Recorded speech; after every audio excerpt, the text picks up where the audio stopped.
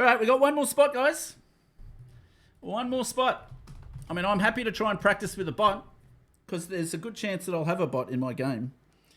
Which reminds me, I need to make sure. Oh, I have choices here. Forget about the bots. I mean, apart from Speedster, of course. All right. Good luck. And let's go.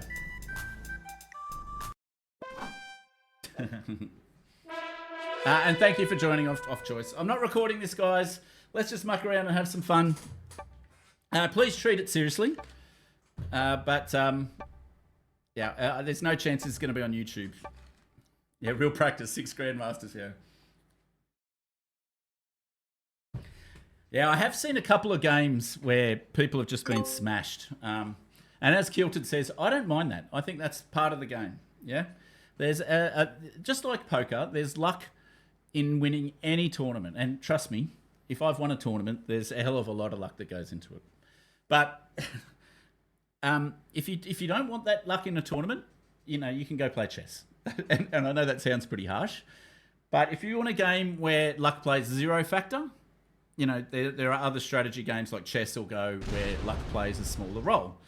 But Risk has luck in it. Now, you can argue that it has too much or too little luck in it, and the fact that I don't play true random suggests to me that I think it's got enough risk. It hasn't got too little risk. I'm not looking, unless it's zombie roulette, of course. Unless it's zombie roulette, I'm happy to add chaos. That's the whole purpose of the game. You know, I don't play true random. So I don't want more vol, I want less RNG. Now, vol is a markets term. It's short for volatility in your results. Yeah, RNG, random number generator. I want less of that. So I've gone balance splits rather than true random. Johan says, just wanted to give some secret insight into the bot Speedsterino. He loves it when people suicide into him and then talk trash about how Speedster didn't win. All right, that's good to know. Okay, guys. Wow, I am almost all in a line. This is very reminiscent of my classic game. Now, do you guys see the kill guard of me here? I am definitely adding here. So the first thing you do, guys, sorry, this is going to sound a bit preachy. Everybody already freaking knows this. First thing you do when there's blizzards is you look at the blizzards and see how they impact the game. And I can tell that this blizzard means there's only one way in or out to this territory. Yeah? I'm there. I'm being kill guarded. Now, Speedster will probably take me out of there, no doubt. And then I'm going to connect these two together, because so if these three were linked, right? That's what I had to fortify. The one that's furthest away and was disconnected by a 1 is the one that I had to pull out. That was the one that was least likely to be able to add in later. Whereas these two touch, I'm going to be able to fortify these later. And I've got a good 4-position play here, guys. This one's not in the way of anything. This one is kill guarded. This one's nicely sitting in the center of the board. Awesome. Pretty shit location, the Philippines. Hey, Matt in a hat. Welcome, sir. Big shout out to Matt in a hat. Please give him a click. Click on his name, give him a follow. I absolutely love Matt as a streamer. Not just because he's a fellow Aussie streamer, but he's just an all-around good guy. Make sure you give him a follow, please, guys. Jellyfish says, I went for the classic 7-position play in my round. So, Jellyfish, great stuff. I love to hear those stories. Obviously, there's a trade-off between how many positions you're in and how much you can attack. Obviously, if you're in 7 positions, each position's got less. So when it comes to attack, you've got less in each stack, right? But obviously, the fewer stacks you're in, the easier you are to kill. So there is a trade-off there. What does everyone think, by the way? What does everyone think is the right amount on this map? I think it's at least 4 if people aren't taking any bonuses, and then at least 3 if people are taking bonuses. That's my view. That is my view. At least 4. I can go 5, but I think it's better to go... I think 4 is pretty good. Bandy says 4 to 6 depending on your turn order. Oh, well, that's a good point. So I'd taken into account the idea about whether or not people have taken a bonus. Because if people have taken a bonus, the rest of the board gets squeezed and your troops aren't that far apart anyway, so you may as well stack them together and have one stack less. That's the thinking about if people are taking bonuses or not, right? Fanty's saying it depends on turn order. I haven't thought about this yet, Fanty. So for those of you that don't know Fanty, he is a former world champion. Just made it to 2 finals in the last fortnight. Don't ask him how he went in the finals, but obviously a very good player. So Fanty, can you explain to me, if you don't mind, sir, how does the turn order influence how many positions you want to be in? Also, I know that you normally you want to be in 3rd or 4th position mainly, maybe 5th if certain things happen. Like if you start taking bonuses and your troops get bigger, then it becomes 4th and 5th. Hello, Lena. How are you? So turn order is definitely something which has a big influence on the game, and I'm loving my turn order. So I think this all makes... I'm in a good position. Fanty says he thinks... But what I was saying has nothing to do with how many stacks you have depending on turn order. Fanty says, think about it this way. If I'm 3rd to 5th in the turn order, I can get fewer since I can go for kills more likely. If I'm 6th in the turn order, I have a high chance of dying, so I would like more positions. Okay, well, first of all, that makes a lot of sense. 3rd and 4th are the key positions. So what Fanty said acknowledges what I was just saying, which is that when you're in 3rd and 4th position, they're the ones that are the most likely to be able to set and eliminate another player. So he's saying you want to be in fewer positions because you can attack. Because the people that go before you,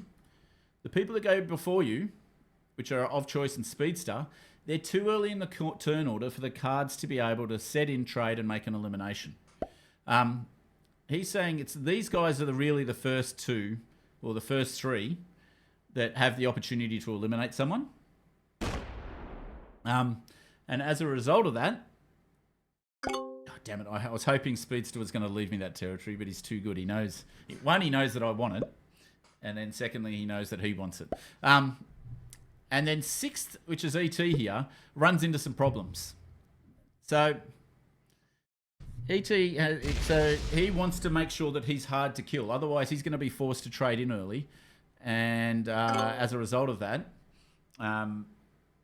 he doesn't want to be trading in early because that reduces his chances of winning. So he wants to make himself harder to kill. And I'm writing that down, Fanny.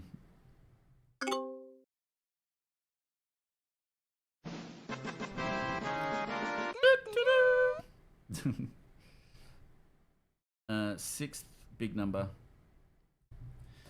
Oh, my turn. I should probably pay attention. How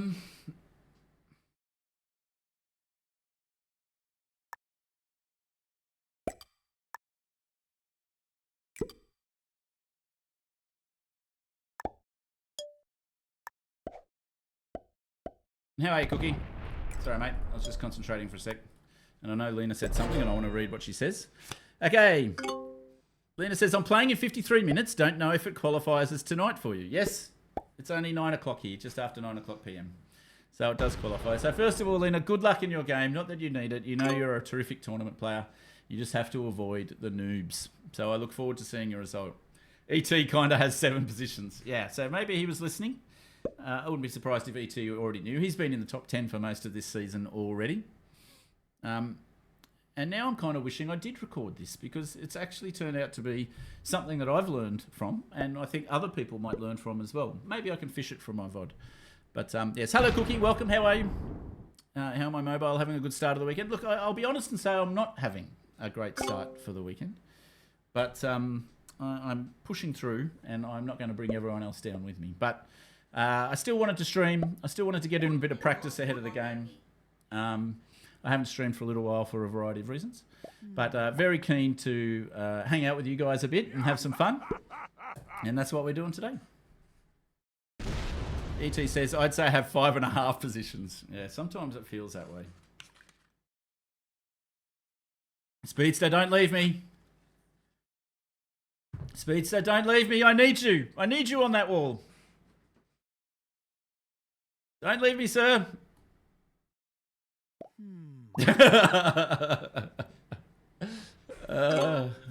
I'm not sure. What's with the double 3 speed? Did he fortify somewhere else and I just missed it? Okay. All right. Now, one thing I haven't started doing because I've been too busy yapping is trying to work out who I'm going to go after. Normally, as soon as Speedster's on the board, I'd try and line myself up against him, but he's not in the right position. Normally, in a game of Progressive, you go for the person after you. Why? Because when it comes to that second set of trades and you've got 4 cards and you use 3 of them to make a set, you can then eat someone that also has 4 cards to get your 5 cards in order to be able to progress and go and eliminate the next person. All right, this allows me to move down a little bit more, which is good. So I've got access to this side of the board a bit more. So normally in this situation, and he's going to hate me for saying this, is that I'd go after Fanti. That's who I'd normally go after because all the people that are before me, they get to go before me by definition. So they're going to use their trades normally, and I'm less likely to be able to eat them. The chance of getting a set on 4 is around 80% on almost all maps.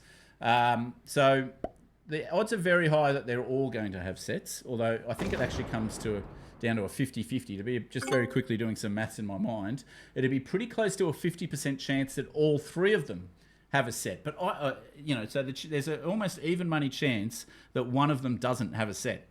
But I don't know which one it's going to be, so I can't line up on them, which makes it really hard. The problem with me trying to get Fanti is I cannot get down here.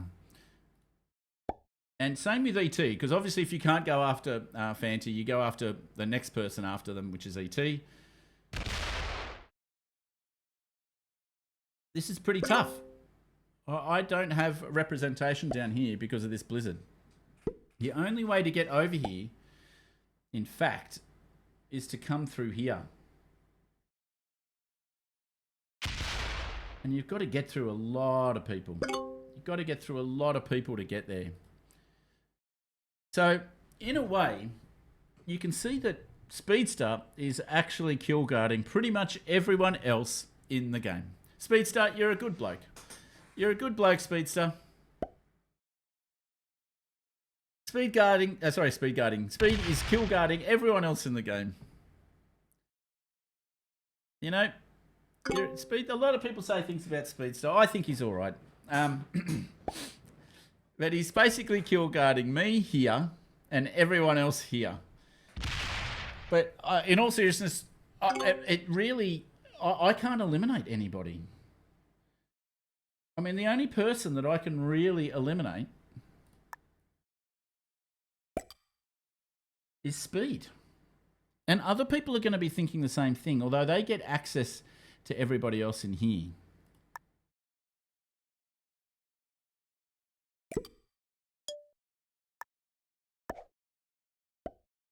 Because I'm not really cutting off too much mobility-wise this way, because the 7's already there, you see. So I don't think that's cutting off too much mobility, but if I took this card here, if I took this card right here, I'd be really afraid that I never got the opportunity to move down here potentially. I mean, I do have my 10 here in the middle of the board, but I genuinely don't know who to go after. Let me have a quick think. Lena's saying that of choice in yellow is easier than me. Easier than Speed. Yeah, I'd have to agree. I am better lined up on yellow. It's not perfect. And as I said, all of both yellow and of choice, both Speedster and of choice could both potentially set in before me, and then it's GG's. So I'm in a really tough spot here. The only people that I've got any kind of lines on, are people that go before me in the turn order. All right. What do I do when this is the case? This is a big question. What do I do when this is the case? Because I'm not really well lined up on anyone. So I just need to protect myself and make sure that people can't eliminate me either. Pink has some decent lines on me. They'd have to go through speed.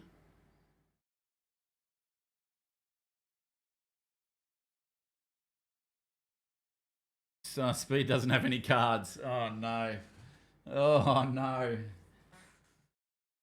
Speed's doing the first position card skip. Oh, he's slow rolling. Oh, he gets it. Okay, so that leaves red a little bit more exposed potentially. Hello, Asylum. This is not the way, sir. I do not die. Okay. Yeah, I try and survive. I think I'm trying to... Lena says I've just got to try and survive. That's my goal, and wait for the board to open up a bit. And that's obviously a game plan, but I don't like that game plan. I'm hoping for something a little bit more active and a little bit more optimistic. But I think Lena may be right, who's just quietly a little bit better player than me. So,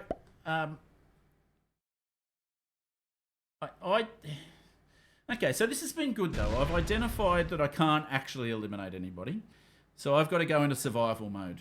All right, so if I'm in survival mode, Fanty's advice no longer applies.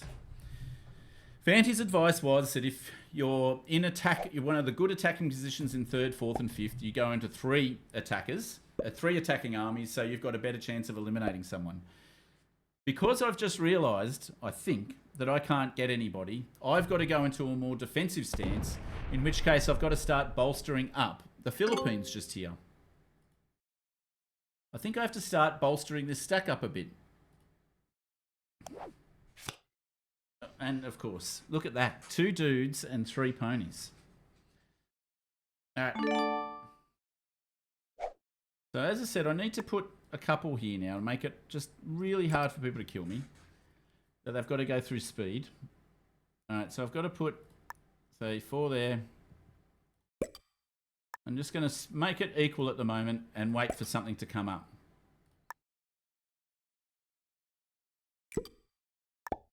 And I get this awesome territory right here. I'll take it. Ontario is one of the more flexible territories going around. And I think that's going to be my turn. All right. Pretty sure red should have given me a card or lose a stack. Yeah, red lost a stack. So ET's looking very weak now. So who's going to try and eliminate ET? That's the question. As I said, it's just too difficult. There's too much wood for me to chop to get through to here. I just can't do it. Okay.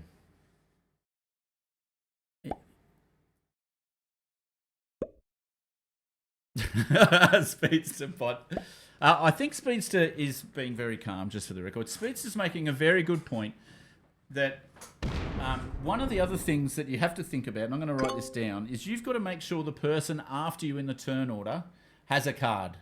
That is one of your responsibilities. If you don't, you do run the risk of them hitting you, right? So I get that. It's still unlucky, but one of the things that you've got to think about when you're having your turn is, does the person after you have a card? It's not something that I do all the time, so I'm not practicing what I preach here, forgive me. But I think Speedster was making a valid point. I don't think he was being 85% aggression level Carpathia. And Lena Kitty says, yeah, you ask people, but Lena's implying that you look to see if people can if they can get cards so you don't miss out on an opportunity to card block them. You're too funny, Lena. All right.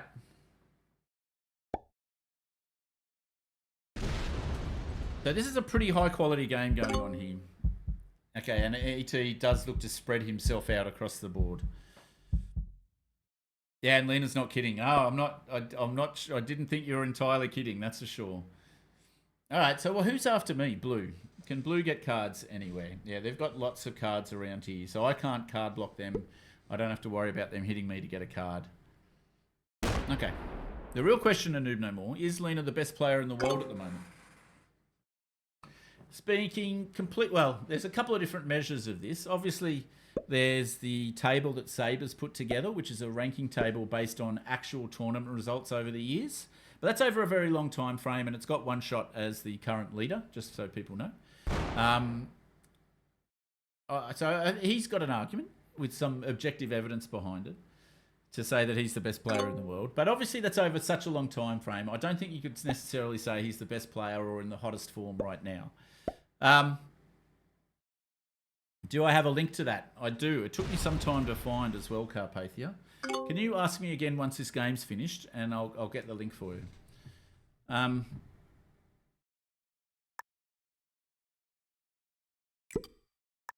Because I've got it bookmarked. Oh, actually, I'll be able to do it during this turn. And but I don't think, as I said, that's a great guide to recent form.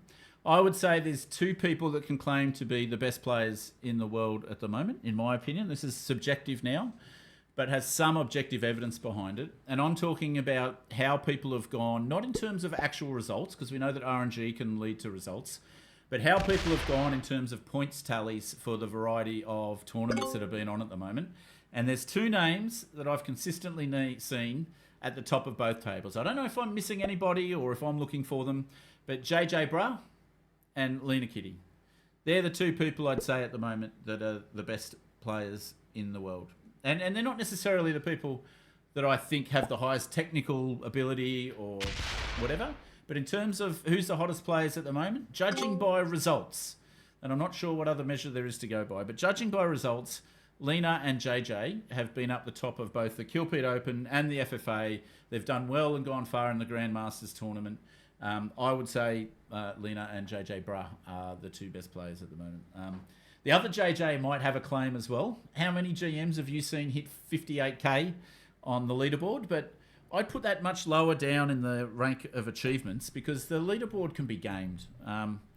That's the key problem. The leaderboard can be gamed and gamed, I should say. I'm going to do a video on that as well, which is what's the best way to get skill points.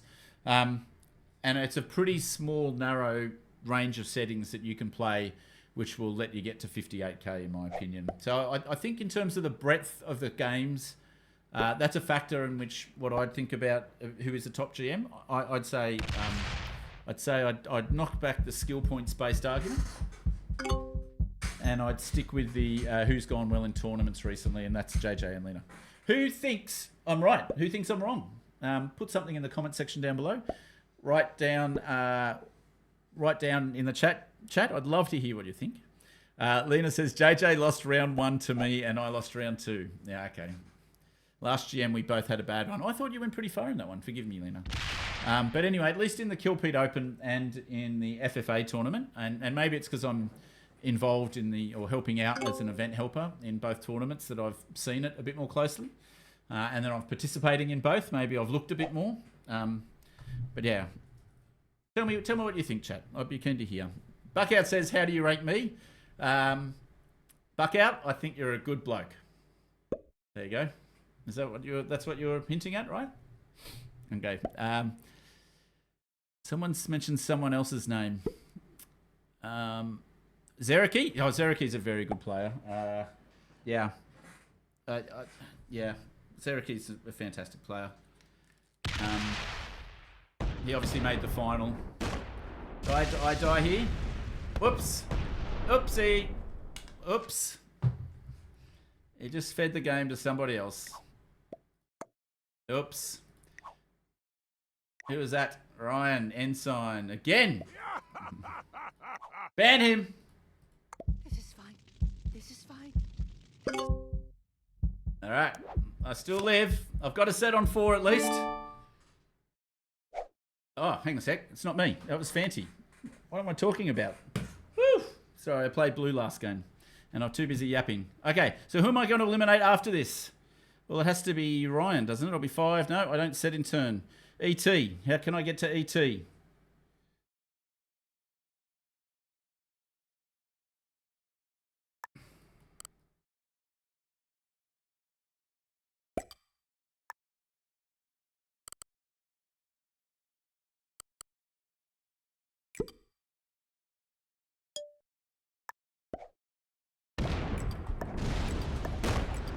Oh, the 15. I forgot about the 15, did I? Did I forget about the 15?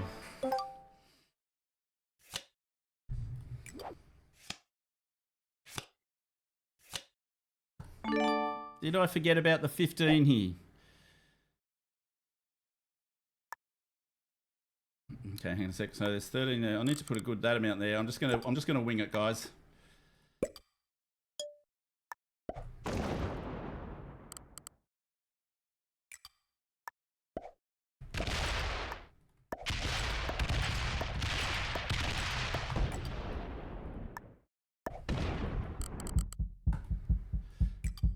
No! I'm gonna stop. I'm gonna stop. Okay, I wasted a bit too much time. Oh, I had this game. I had it. I had it in the palm of my hand. Look at that. I'm just a couple of attacks away. So I split too much here. I just had to put 14 there. Put that there. Okay. Oh, and he doesn't have a set on 4 either. Oh, I'm so sorry, ET. I'm so sorry, ET. But no one else has got a set here, guys. No one else has got a set. And ET's just opened me up to him. All right. Okay, so I needed to work on my time management there. As I said, I think it was because I didn't spend enough time. I didn't spend enough time because I thought I was blue, and when Ryan went for Fanti, I thought I was dead. So I stopped calculating when I should have been calculating. All right, and hello Snuggles, good to see you. Sorry.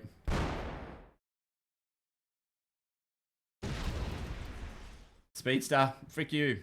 Frick you, Speedster.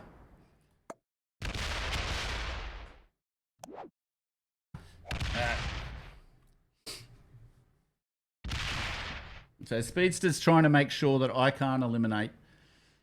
And that again shows just how foolish this particular fortification was. Yeah, one of the key skills in this game is knowing what colour you are. Well, I'm normally black. Sorry, that doesn't help me, does it?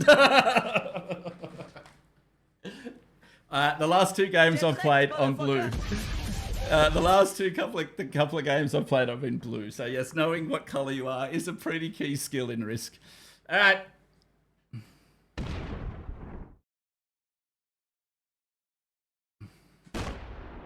All right. Oh, can you go this way around? You can't go through my 29. That's not going to work. Oh, you're card blocking that way. You're gonna block it that way. Okay, good. Okay. So ET will trade. Okay, so I don't have a set, unfortunately, so I can't go through and kill ET.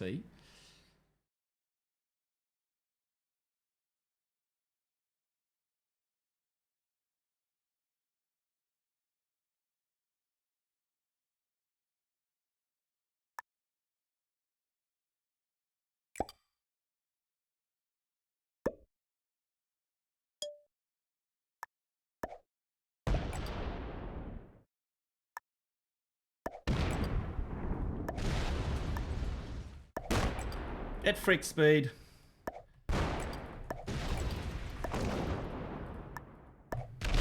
Roll me down. That's what you get, Speedster, for being a good player and actually doing what you should.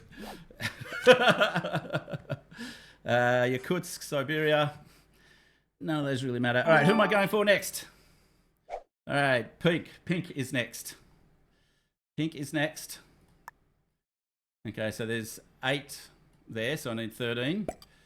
7, 11. Oh, I can't get Pink. I can't get Pink. Why don't I just kill... Oh, I could have killed fucking ET, couldn't I? I could have killed ET. Hang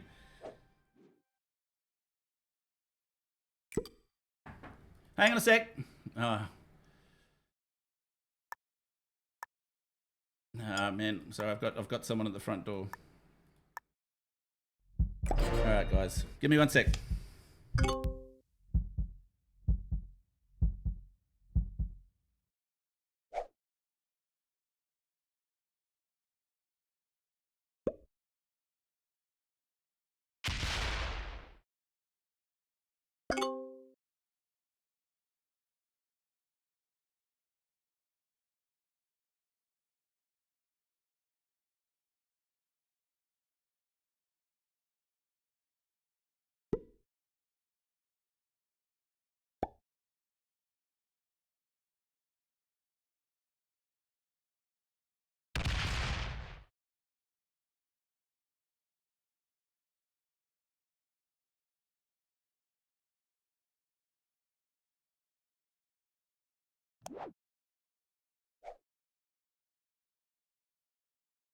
Okay, microphone's back on. I'm just failing all over the place, aren't I? All right, does Pink have a set? He does not. That sounds like a skill issue, friend. It does. It's very much a skill issue. Sorry, I've got people staying with me. But I think I've got this now. I think... Oh, sorry, I might as well use this one, right? So there's 13 there. I just want to usually put 5 to 6 more than what I'm using.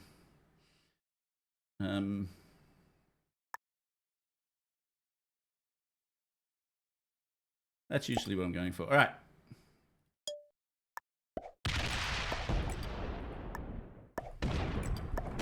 Oof, that was kind of lucky.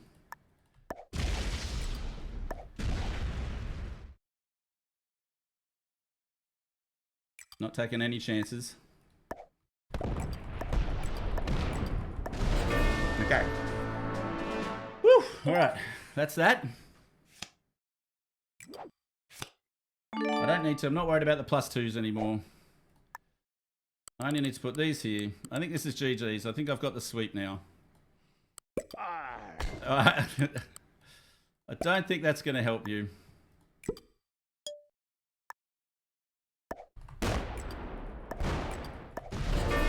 Okay, that takes that. I could have probably used my clock a little bit better. But all in all, I end up getting the kill. I just have to not muck up on time here. Again, it doesn't really matter at this point. I just have to make sure all the islands are covered.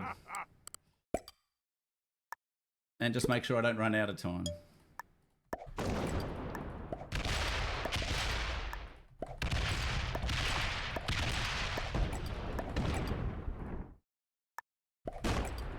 Thank you very much. Good game. Well played. And good luck. So Ryan is the last person who survives. The person that unfortunately didn't quite get the kill on Fanny to kick all of this off. Thank you very much, Ryan. I appreciate it. And I win the game. All right, see? Perfect game. Absolutely nothing to improve upon at all in terms of that game. Oh my God, you fucking Yeah, yes. That was very noobish. There was a few things in there to learn. I hope you got something out of it. I hope you learnt from my mistakes. I know that's how I try and learn. Please drop a like and a subscribe, and hopefully we'll catch you on the next one. See you later, fellow noobs. Good luck in your round 5 games. Bye, everybody.